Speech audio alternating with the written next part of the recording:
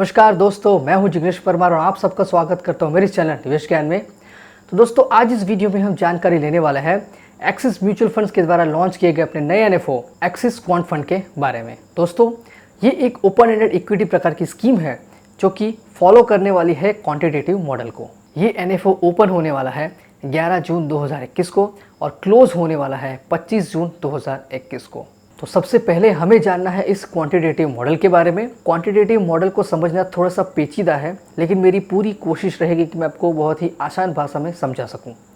लेकिन सबसे पहले मैं आपको बताना चाहूँगा कि इस महत्वपूर्ण जानकारी को अच्छे से समझने के लिए आपको इस वीडियो को अंत तक देखना बेहद ज़रूरी है। अगर आपको ये वीडियो पसंद आए तो इसे लाइक करें, कमेंट करें, शेयर करें और अगर अभी तक आपने चैनल को सब्सक्राइब नहीं किया तो जल्द से सब्सक्राइब कर लें।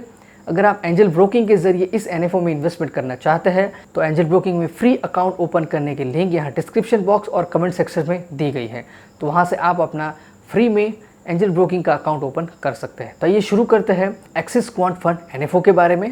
दोस्तों, ये एक ऐसा इन्वेस्टमेंट फंड है जिसके स्टॉक्स और सिक्योरिटीज़ क्वांटिटेटिव एनालिसिस के न्यूमेरिकल डेटा के आधार पर सिलेक्ट किए जाते हैं। मतलब कि क्वांटिटेटिव एनालिसिस से जो भी डेटा जनरेट होता है उसी के आधार पर इस फंड के लिए स्टॉक और सिक्योरिटीज सिलेक्ट किए जाते हैं और ये क्वांटिटेटिव एनालिसिस का काम कंप्यूटर सॉफ्टवेयर प्रोग्राम के जरिए होता है। और ये जो डेटा एनालिसिस होता है वो फंडामेंटल फैक्टर्स और टेक्निकल फैक्टर्स के आधार पर होता है। तो फंडामेंटल फैक्टर्स में है return on equity, sales growth, cash flow, debt to equity ratio, earning growth, price to book, price to earning, dividend yield and earning yield. तो ये थे फंडामेंटल फैक्टर्स। अब हम देखेंगे टेक्निकल फैक्टर्स। तो इसमें है liquidity, stock price momentum, volatility and historical performance. तो दोस्तों, यही फंडामेंटल और टेक्निकल फैक्टर्स के आधार पर क्वांटिटेटिव एनालिसिस होता है और उसके आधार पर इस प्रकार की स्कीम में स्टॉक और सिक्योरिटीज का सिलेक्शन होता है। ये एक नॉन ट्रेडिशनल एंड पैसिव प्रकार का फंड है।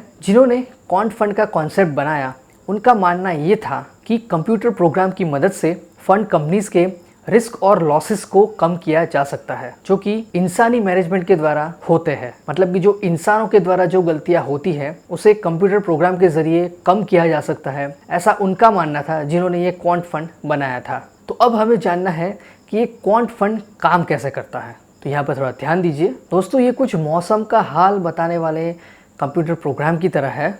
तो हमें जो मौसम का हाल मिलता है उसके अंदर बहुत सारे डेटास, बहुत सारे पैरामीटर्स को कंप्यूटर प्रोग्राम में फीड किया जाता है, जैसे कि टेम्परेचर, एयर फ्लो, ह्यूमिडिटी वगैरह। उसके बाद उस डेटा का एनालिसिस एक कंप्यूटर प्रोग्राम के ज़रिए होता है और उस प्रोग्राम में हुए एनालिसिस के बाद हमें उसका रिजल्ट मिलता है जो कि हमारे लिए मौसम का हाल होता है। तो जैसे जैसे यहाँ पर हम डेटा चेंज करते जाएंगे वैसे ही हमारा आउटपुट बदलता जाएगा और हमें लगभग रियल टाइम रिजल्ट मिल सकता है। और इसी एनालिसिस के आधार पर हमें पता लगता है कि कहाँ पर बारिश होगी, कहाँ पर ओले गिरेंगे, कहाँ पर टेम्परेचर बढ़ेगा, कहाँ पर साइक्लोन जैसे तूफान आएंगे। ये सारी जानकारी हमें ऐसे कंप्यूटर प्रोग्राम के एनालिसिस के ज़रिए मिलती है। तो ये जो क्वांट फंड है ये भी बिल्कुल इसी तरह से काम करता है। यहाँ पर हमें कंप्यूटर प्रोग्राम में fundamental factors and technical factors और ऐसे कुछ पैरामीटर्स हमें इसे इनपुट के रूप में देने होते हैं। इसी फैक्टर का क्वांटिटेटिव एनालिसिस करके हमें कुछ रिजल्ट्स मिलते हैं और उसके रिजल्ट के आधार पर हम स्टॉक और सिक्योरिटीज सिलेक्ट कर पाते हैं अपने फंड के लिए। और इस क्वांटिटेटिव एनालिसिस का सबसे महत्वपूर्ण काम है रिस्क कंट्रोल का। दोस्तों, क्वांटिटेटिव एनालिसिस स्ट्रेटेजी कभी कभी फेल हो सकती है क्योंकि इसके अंदर जो भी एनालिसिस होता है, जो भी रिजल्ट जनरेट होता है, वो सब कुछ हिस्टोरिकल इवेंट्स एंड डेटा पर आधारित होता है और ऐसा ज़रूरी नहीं है कि हिस्ट्री हमेशा रिपीट हो। मतलब कि आंख बंद करके हम इस पर भरोसा नहीं कर सकते। पर इसमें गलती की गुंजाइश इंसानी मैनेजमेंट से कम होती है क्योंकि यहाँ पर एक बहुत बड़ा एलिमेंट इमोशन नहीं होता है। ये प्योरली डेटा के आधार पर किए जाने वाले क्वांटिटेटिव एनालिसिस का रिजल्ट है और इस प्रकार के फंड लॉन्ग टर्म इन्वेस्टमेंट के लिए ही सूटेबल है। यहाँ पर जो डेटा होता है यानी कि fundamental factors and technical factors, इसका सारा डेटा स्कीम या तो फिर फंड मैनेजर के द्वारा कंप्यूटर प्रोग्राम को दिया जाता है और इस कंप्यूटर प्रोग्राम यानी कि सॉफ्टवेयर का काम है इस डेटा का क्वांटिटेटिव एनालिसिस करके रिजल्ट देना। तो दोस्तों, मैं आशा करता हूं कि आपको क्वांट फंड यानी कि क्वांटिटेटिव एनालिसिस स्ट्रेटेजी के बारे में समझ में आ गया होगा। तो क्वांट फंड के 3 प्रकार हैं, जिसमें पहला है ब्लैक बॉक्स, दूसरा है इंडेक्सेशन एंड तीसरा है फैक्टर मोड। तो ये हो गई क्वांट फंड स्ट्रेटेजी के बारे में। अब हमें देखना है अपने एक्सिस क्वांट फंड NFO के बारे में। दोस्तों, ये स्कीम एक ओपन एंड इक्विटी स्कीम है जो कि फॉलो करने वाली है क्वांट मॉडल को। अब हम बात करेंगे इस स्कीम के एसेट एलोकेशन के बारे में।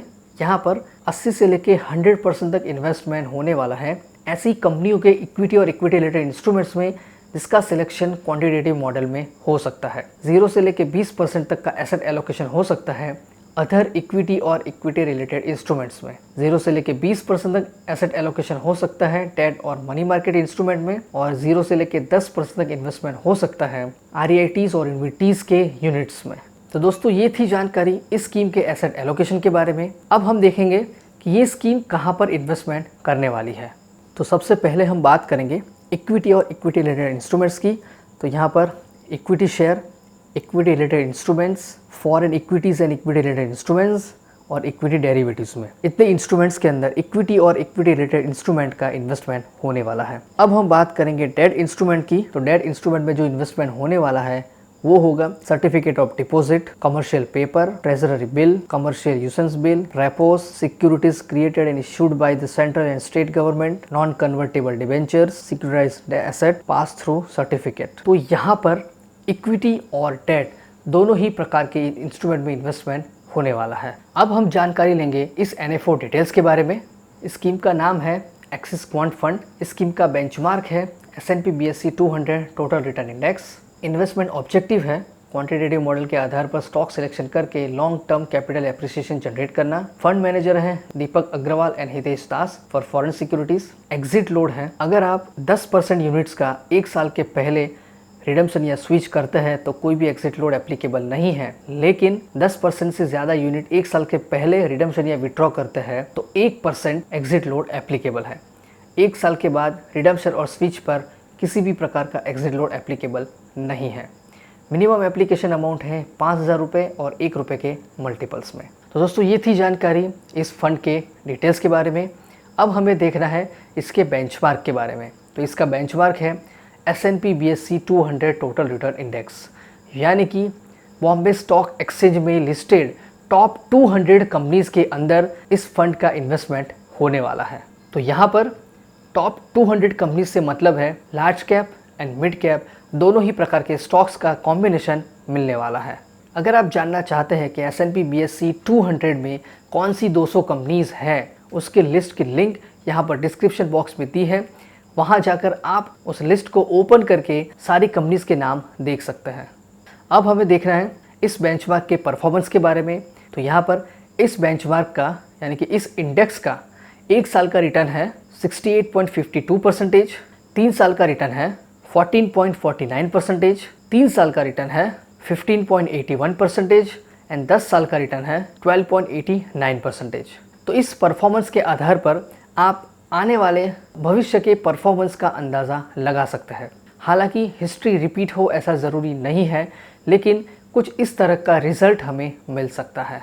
इस स्कीम का रिस्क है वेरी हाई, यानी कि आपको इसी तरह से लंबे समय के लिए प्लानिंग करके इस स्कीम के अंदर इन्वेस्टमेंट करना चाहिए। तो दोस्तों, ये थी जानकारी एक्सिस क्वांट फंड NFO के बारे में। थोड़ा समराइज़ करें तो यहाँ पर हमने सबसे पहले देखा क्वांटिटेटिव मॉडल एनालिसिस के बारे में, उसके बाद में हमने इस फंड की जानकारी ली। ये NFO ओपन होने वाला है 11 जून 2021 को और क्लोज होने वाला है 25 जून 2021 को। तो दोस्तों, बात करें कंक्लूजन की, तो यहाँ पर क्वांटिटेटिव एनालिसिस स्ट्रेटजी एक काफ़ी अच्छी स्ट्रेटजी है और साथ में यहाँ पर एक्सिस म्यूचुअल फंड की ग्रोथ स्ट्रेटजी का भी फ़ायदा मिल सकता है। तो इसका मतलब ये है कि इस फंड के अंदर आप लंबे समय तक इन्वेस्टमेंट कर सकते हैं। तो दोस्तों, मैं आशा करता हूँ कि आपको ये जानकारी पसंद आई होगी। तो इसे लाइक करें, कमेंट करें, शेयर भी करें। अगर अभी तक आपने चैनल को सब्सक्राइब नहीं किया है तो जल्द से जल्द सब्सक्राइब कर लें। मैं जिग्नेश परमार अब आपसे विदा लेता हूँ। मिलते अगले वीडियो में एक ऐसे ही महत्वपूर्ण जानकारी के साथ। जय हिंद, जय भारत।